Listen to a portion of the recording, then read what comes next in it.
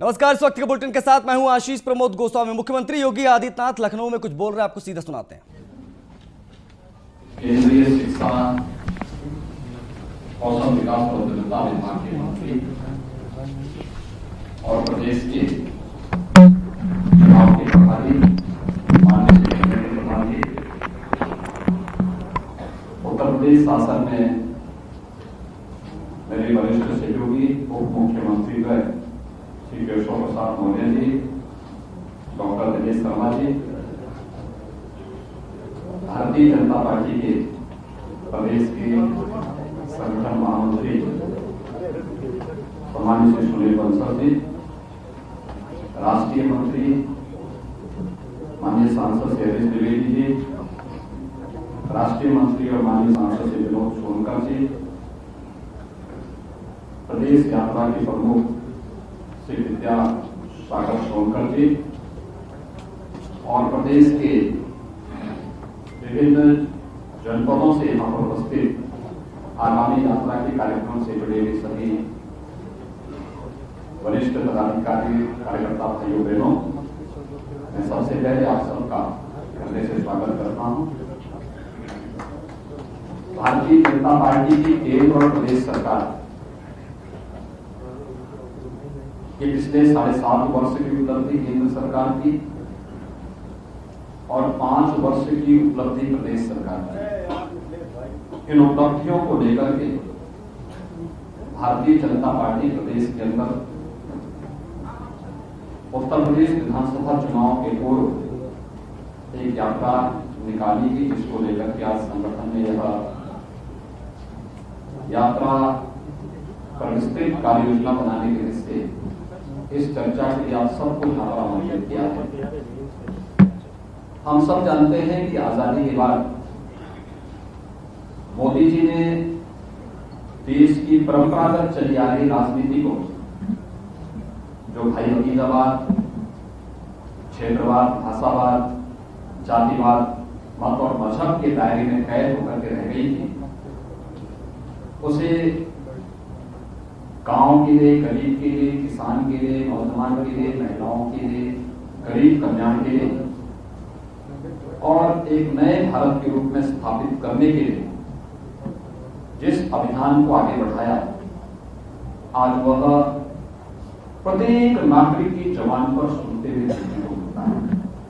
मुझे आश्चर्य कर रहा हूं जब मीडिया वर्तमान में किसी व्यक्ति के पर से पूछता है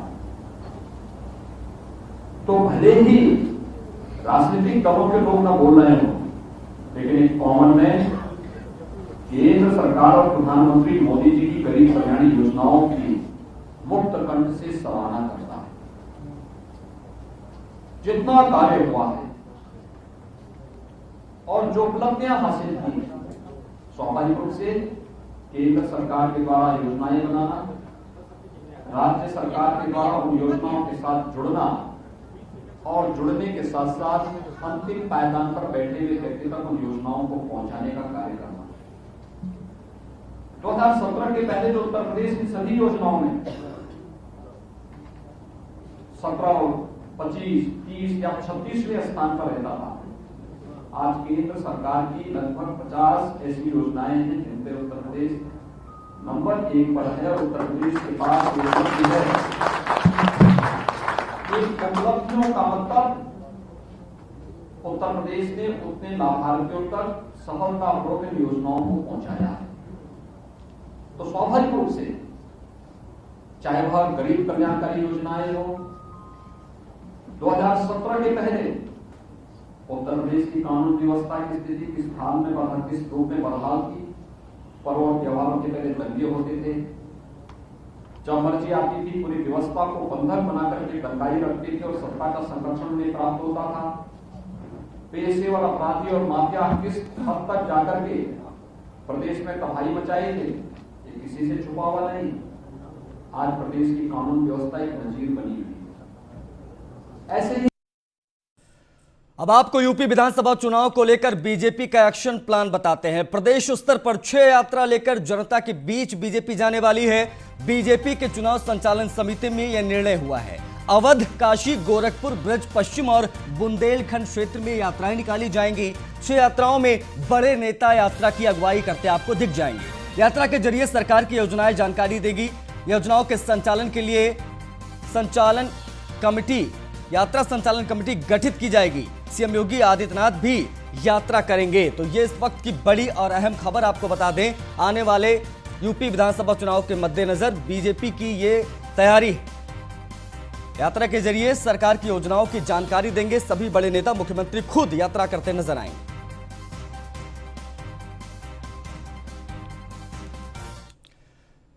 बीजेपी के प्रदेश अध्यक्ष स्वतंत्र देव सिंह ने ट्वीट कर लिखा है कि भारतीय जनता पार्टी 2022 के विधानसभा चुनाव के लिए प्रदेश स्तर पर 6 यात्राएं लेकर यूपी की जनता के बीच जाएगी। कार्यकर्ताओं के दम पर और जनता के आशीर्वाद से भाजपा 300 प्लस सीटों के साथ एक बार फिर से सरकार बनाने जा रही है। भारत माता की जय। ये ट्वीट किया है स्वतंत्र देव सिंह ने, प्रदेश अध्यक्ष बीजेपी। ज्यादा जानकारी के साथ लखनऊ से हमारे सहयोगी मनीष मिश्रा लाइव जुड़ रहे हैं, उनसे बातचीत करते हैं। मनीष, देखिए ये काफी हद तक देखा जाए तो ये जो यात्रा है ये कहीं ना कहीं अखिलेश यादव वाली यात्रा से मिलती जुलती से मानी जाए, क्योंकि विशेष क्षेत्रों को टारगेट करने की कोशिश की जाएगी। मुख्यमंत्री खुद उतर रहे हैं इस बार। तो देखिए, ये कहना गलत नहीं होगा कि किसी तरह से अखिलेश यात्रा की जो विजय यात्रा है उसका काउंटर किया जाएगा। हमने देखा था कि प्रबुद्ध वर्ग सम्मेलन की शुरुआत हुई थी, उसके बाद भारतीय जनता पार्टी आती है और सभी 403 विधानसभाओं पे प्रबुद्ध वर्ग सम्मेलन करती है, उसका रिजल्ट भी देखने को मिलता है। उसके बाद हमने देखा था किस तरीके से जो विपक्षी पार्टियां हैं वो छोटे छोटे दलों को अपने अंदर शामिल कर रही हैं, उनका गठबंधन और विलय अपने पार्टी में करा रही है। उसी के साथ हमने देखा था कि वर्किंग कमेटी बनती है, उसके बाद लगातार बड़े चेहरों का ज्वाइनिंग होना उत्तर प्रदेश भारतीय जनता पार्टी में हमने देखने वाला। आज भी हमने देखा किस तरीके से कई बड़े नेता हैं जिन्होंने भी आज ज्वाइनिंग की है। आज एक बैठक होती है जिसमें बड़ा ऐलान लिया जाता है। खुद मुख्यमंत्री योगी आदित्यनाथ इस बैठक में आके ऐलान करते हैं कि अब प्रदेश के 6 क्षेत्र में ब्रज, काशी, कानपुर, बुंदेलखंड, पश्चिम, इन 6 क्षेत्र में अब यात्रा शुरू की जाएगी। और यात्रा के माध्यम से जो 5 साल के कार्यकाल हैं, जो योगी सरकार के कार्यकाल हैं, जो जनहित में कार्य किए गए हैं, उनको कैसे जन जन तक पहुंचाया जाएगा उसकी रूपरेखा तैयार की जाएगी। अभी आपको बता दूं कि जो यात्रा की जो बैठक है वो अभी चल रही है, जिसमें धर्मेंद्र प्रधान इसकी अध्यक्षता कर रहे हैं, सुनील बंसल और जेपी नड्डा, माफ करिएगा, जेपीएस राठौर इस बैठक में मौजूद है। अभी लगातार वो बैठक का दौर अभी चल रहा है। इसके बाद इसकी रूपरेखा तय की जाएगी, क्या यात्रा का नाम रहेगा, कौन कौन से नेता इसमें शामिल रहेंगे, इसकी पूरी विस्तृत एक रूपरेखा बनाई जाएगी। और वो माना जा रहा है कि बड़ी चीज ये भी देखने वाली होगी मनीष की मुख्यमंत्री योगी आदित्यनाथ किस क्षेत्र में यात्रा लेकर जाएंगे। क्या वो काशी की तरफ जाएंगे, बुंदेलखंड की तरफ जाएंगे या पश्चिम की तरफ जाएंगे, जो कि सबसे ज्यादा चर्चा में है इस चुनाव के मद्देनजर। बहुत शुक्रिया मनीष हमसे जुड़ने के लिए और तमाम जानकारियां साझा करने के लिए। तो एक बड़ी तैयारी भारतीय जनता पार्टी की आने वाले चुनाव के मद्देनजर जो भी आपने देखी। बढ़ते आगे, राज्यसभा में उठेगा यूपी टीईटी पेपर लीक का मामला। जी हां, इस वक्त की बड़ी खबर देखिए, राज्यसभा के शून्यकाल में यह मामला उठाया जाएगा। सांसद संजय सिंह ने राज्यसभा में नोटिस दिया है। पेपर लीक होने से यूपी टीईटी की परीक्षा रद्द हुई थी। इस वक्त की बड़ी और अहम खबर आपको बता दें, उत्तर प्रदेश में यूपी टीईटी परीक्षा लीक होने के बाद, परीक्षा पेपर जो था वो लीक होने के बाद जब परीक्षा रद्द की गई, उसको लेकर अब राज्यसभा में जाएंगे।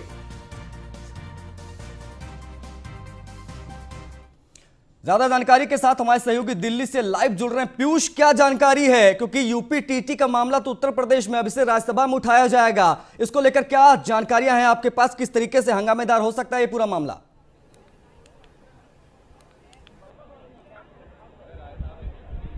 जी बिल्कुल आशीष, अभी की अपडेट दे दे तो जो राज्यसभा है वो 2 बजे तक के लिए स्थगित कर दिया गया है। और निश्चित तौर पे राज्यसभा सांसद है संजय सिंह, उन्होंने यूपी टीईटी का मुद्दा उठाया है और कहीं ना कहीं आज चर्चा होगी, क्योंकि शून्यकाल में चर्चा के लिए उन्होंने नोटिस दिया है। बाकायदा उन्होंने कहा है कि 20 लाख जो छात्र हैं यूपी टीईटी के, उनका जो भविष्य है वो अंधकार में चल रहा है। ऐसे में सदन में इसकी चर्चा होनी चाहिए, क्योंकि लगातार भविष्य के साथ खिलवाड़ हो रहा है। उत्तर प्रदेश में लगातार जो परीक्षाएं हैं उनके पेपर लीक हो रहे हैं। ऐसे में हमें के भी आसार है, क्योंकि जो उत्तर प्रदेश सरकार है उसने कहीं ना कहीं एक्शन लिया और तमाम जो इस गिरोह के कुछ लोग थे, कुछ गैंग के लोग थे, उनको गिरफ्तार किया गया है। तो निश्चित तौर पे हंगामे के आसार है। लगातार राज्यसभा में देखिए, चाहे कृषि कानून को लेकर हंगामा हुआ, अब यूपी टीईटी का मुद्दा उठाते हैं संजय सिंह, क्योंकि आप देखिए आशीष, संजय सिंह ऐसे सांसद है जो लगातार हमलावर रहते हैं। राज्यसभा में भी कहीं ना कहीं उनके जो तीखे तेवर है, जिस प्रकार से वो बहस करते हैं, जिस प्रकार से वो जवाब देते हैं, वो उसी के लिए जाने जाते हैं। तो निश्चित तौर पे यूपी टीईटी का मामला उठाना और शून्यकाल में नोटिस देना काफ़ी अहम माना जा रहा है। देखना दिलचस्प होगा कि आखिर संजय सिंह की ओर से क्या कुछ कहा जाता है और जो उत्तर प्रदेश की ओर से जो सांसद हैं, जो बड़ी चीज ये भी है कि बनती पीयूष संजय सिंह सिर्फ राज्यसभा सांसद ही नहीं है, वो साथ ही साथ में आम आदमी पार्टी के यूपी प्रभारी है। उन्हीं के चेहरे पे कहीं ना कहीं एक तरीके से देखा जाए तो उन्हीं की अगुवाई में चुनाव लड़ रही है आम आदमी पार्टी यूपी में। उस लिहाज से भी देखा जाए तो मुद्दा जब उठेगा तो जाहिर सी बात है हंगामा देखने को जरूर मिलेगा। बहुत शुक्रिया पीयूष, हमसे जुड़ने के लिए, तमाम बातचीत के लिए। यह अहम खबर पीयूष ने अभी दी। बढ़ते आगे, सांसद खेल स्पर्धा में शामिल होने केंद्रीय मंत्री स्मृति ईरानी आज बुलंदशहर पहुंची, जहां उनका कार्यकर्ताओं ने ढोल नगाड़ों और फूल बरसाकर स्वागत किया। सभा को संबोधित करते हुए स्मृति ईरानी ने सांसद खेल स्पर्धा में 12 ब्लॉक से जीतकर शामिल होने पहुंचे खिलाड़ियों का मनोबल बढ़ाया, साथ ही खिलाड़ियों से भी मुलाकात की। केंद्रीय मंत्री स्मृति ईरानी ने बेटी पढ़ाओ बेटी बचाओ अभियान की भी सराहना की। इस कार्यक्रम में केंद्रीय राज्य मंत्री संजीव बालियान भी मौजूद रहे।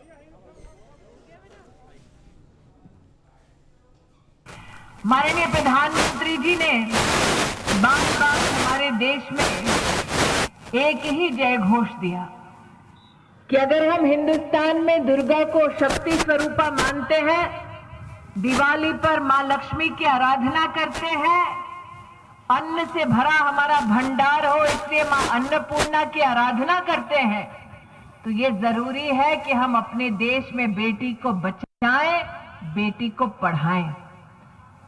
और आज इस मंच से जब मैं बुलंदशहर की 350 बेटियों का अभिनंदन करती हूं जो 12 ब्लॉकों से जीतकर यहां पर आज इस स्पर्धा में शामिल हुई हैं, तो इस बात को भी यहां पर कहना उचित होगा कि सांसद महोदय, बुलंदशहर के इतिहास में पहली बार किसी सांसद ने खेल की स्पर्धा प्रतियोगिता करवाई और बुलंदशहर के 6000 नौजवान इस स्पर्धा से जुड़े। इस इतिहास को रचने के लिए आपका मैं अभिनंदन देती हूं। ज्यादा जानकारी के साथ कृतिका भारद्वाज बुलंदशहर से लाइव जुड़ रहे, उनसे बातचीत करते हो, समझने की कोशिश करते हैं कि आज बुलंदशहर में क्या तस्वीरें देखने को मिली। कृतिका, अगर मेरी आवाज आप तक पहुंच रही है तो बताएं कि हमने देखा कि बेटी बचाओ बेटी पढ़ाओ का नारा भी स्मृति ईरानी ने दिया, साथ ही साथ में खिलाड़ियों का मनोबल भी बढ़ाया। आपने क्या तस्वीरें देखी आज बुलंदशहर में?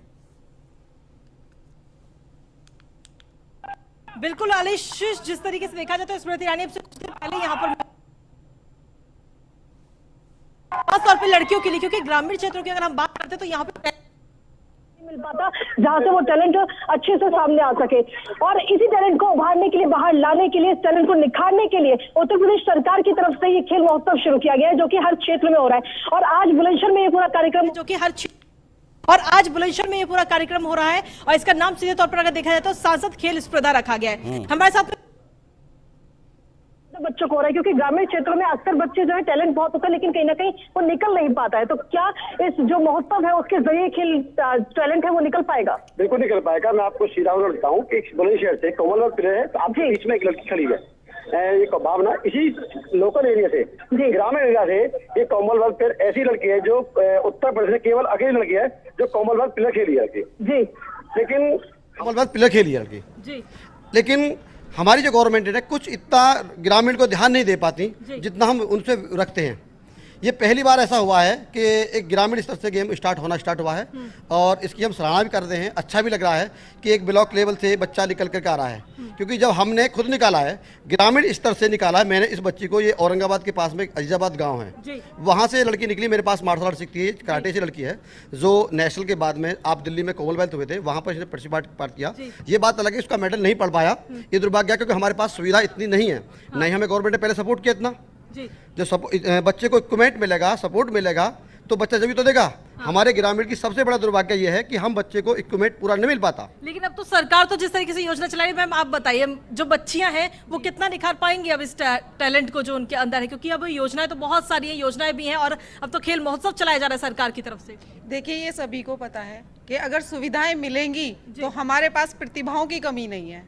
हमारे ग्रामीण क्षेत्र में जितनी प्रतिभाएं हैं शायद शहरी क्षेत्र में इतनी है भी नहीं, और जितनी महिलाएं हमारे ग्रामीण क्षेत्र से निकल के आती हैं उनके अंदर ना ही तो स्टैमिना की कमी है, ना ही उनके अंदर सेल्फ कॉन्फिडेंस की कमी है, और ना ही उनके अंदर जो है कि कहीं बाहर निकल के जाएं और खेल के ना आए, इस चीज़ की कोई कमी नहीं है। सिर्फ कमी है तो किस चीज़ की कि उन्हें कोई प्लेटफॉर्म नहीं मिल रहा है। हाँ। उन्हें कोई प्लेटफॉर्म नहीं मिल पा रहा है, और जो सांसद जी ने काम किया है उनको एक बेस्ट प्लेटफॉर्म देने का काम किया है। और आई थिंक सो कि this one is the best step for the girls, कि लड़कियां आगे इससे निकलेंगी, अपनी प्रतिभाओं को निकाल पाएंगी, और जितना हमारे ग्रामीण बिल्कुल कृतिका, जाहिर सी बात है जब सुविधाएं मिलेंगी तो बच्चे और अच्छा प्रदर्शन करेंगे, और ये जो जलवा है उनके खेल का ये पूरी दुनिया देखेगी। टोक्यो ओलंपिक में हमने देखा कितना अच्छा प्रदर्शन इस बार हिंदुस्तान ने किया। बढ़ते आगे, हमीरपुर में बीजेपी किसान मोर्चे ने किसानों को जागरूक करने के लिए ट्रैक्टर रैली निकाली। ट्रैक्टर रैली में विधायक सहित जिले के तमाम बीजेपी नेता शामिल हुए। रैली चौरा देवी मैदान से होते हुए शहर से होकर गुजरी। इस दौरान 100 से ज्यादा ट्रैक्टर रैली में शामिल हुए। ट्रैक्टर में विधायक, चेयरमैन सहित सभी नेता बैठे नजर आए। रैली के माध्यम से सरकार द्वारा चलाई जा रही योजनाओं के प्रति लोगों और किसानों को जागरूक किया गया। बात अलीगढ़ की करेंगे तो अलीगढ़ में अवैध संबंधों का विरोध करने पर पत्नी और प्रेमी ने युवक को मौत के घाट उतार दिया। हत्या करने के बाद शव को सड़क के किनारे गहरे गड्ढे में फेंक दिया गया। वहीं मृतक के भाई की शिकायत पर पत्नी और प्रेमी के खिलाफ मुकदमा दर्ज कर लिया गया है। वहीं हत्या करने का वीडियो सीसीटीवी कैमरे में भी कैद हुआ है।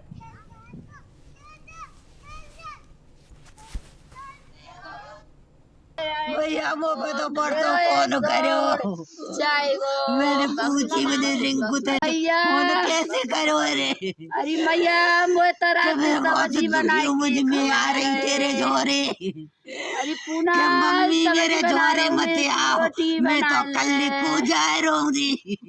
मैया सवेरे 4 बजे लेकर जाऊंगी।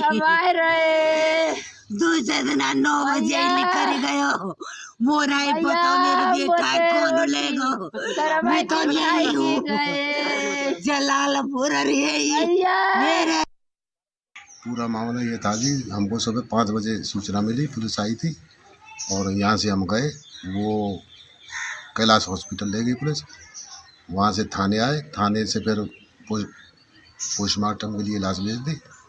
और फिर हमने आके यहाँ सीसीटीवी कैमरा था एक सामने, वो देखा तो वहाँ कैमरा में साफ स्पष्ट दिखाई दे रहा था कि मोटरसाइकिल पर लाए थे मार करके। उधर सोनभद्र में दुद्धी सामुदायिक स्वास्थ्य केंद्र में तैनात एएनएम ने अपनी मांगों को लेकर सीएससी परिसर के बाहर जमकर प्रदर्शन किया। साथ ही सीएससी अधीक्षक को ज्ञापन भी सौंपा, जिसके बाद सीएससी अधीक्षक ने मांगों पर जल्द विचार करने की बात कही।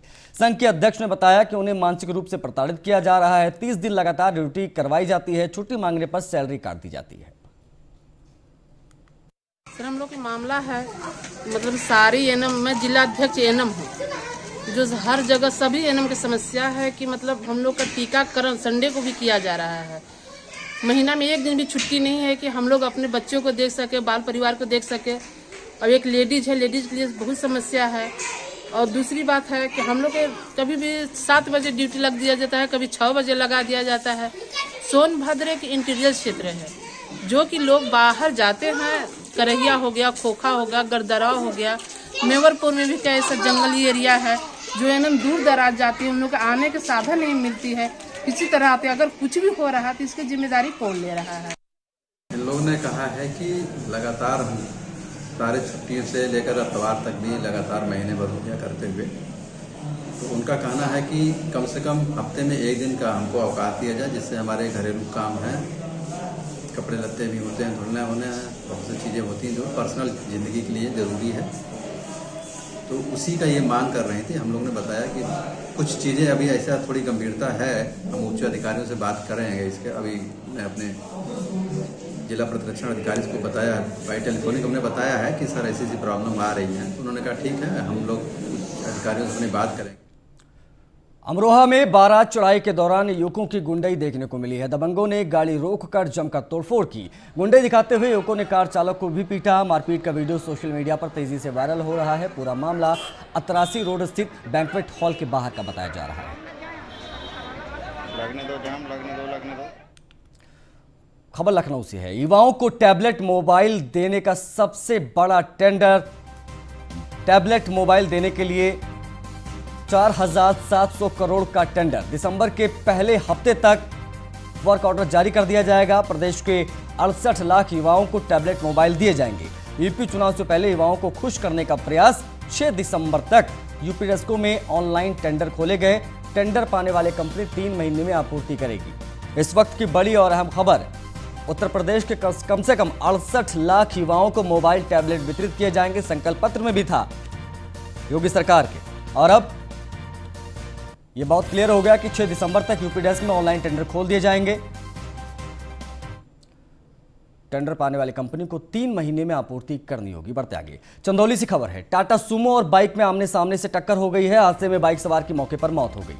टक्कर मारने के बाद गाड़ी छोड़कर चालक फरार हो गया। स्थानीय लोगों की सूचना पर पहुंची पुलिस ने शव को कब्जे में लेकर पोस्टमार्टम के लिए भेज दिया है।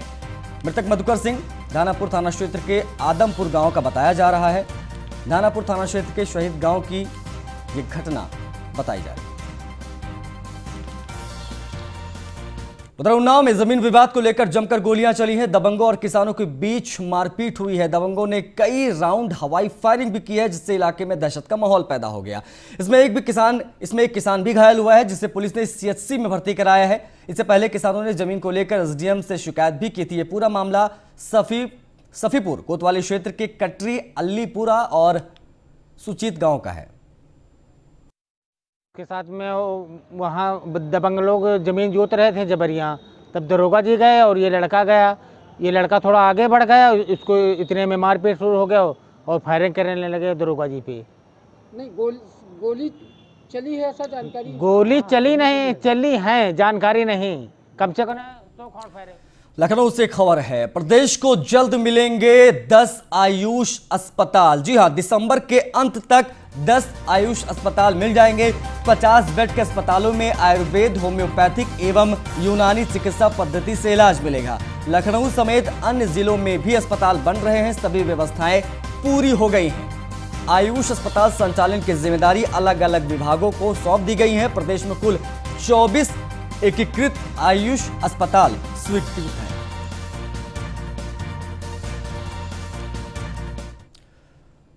लखनऊ के बुद्धेश्वर चौराहे पर छात्राओं ने जोरदार प्रदर्शन किया है। छात्राओं का आरोप है कि कैंटीन का खाना खाने से कई छात्राएं बीमार हो गई थीं, जिसके चलते उन्हें हॉस्पिटलाइज करवाना पड़ा था। मामले की कार्रवाई में प्रिंसिपल को दोषी बताया गया। सर, हम लोगों का बस इतना मामला ये है कि हमारी नई वाली जो प्रिंसिपल वो हमको नहीं चाहिए। हमारी जो पुरानी वाली प्रिंसिपल हमारी वही पुरानी प्रिंसिपल है। हमारी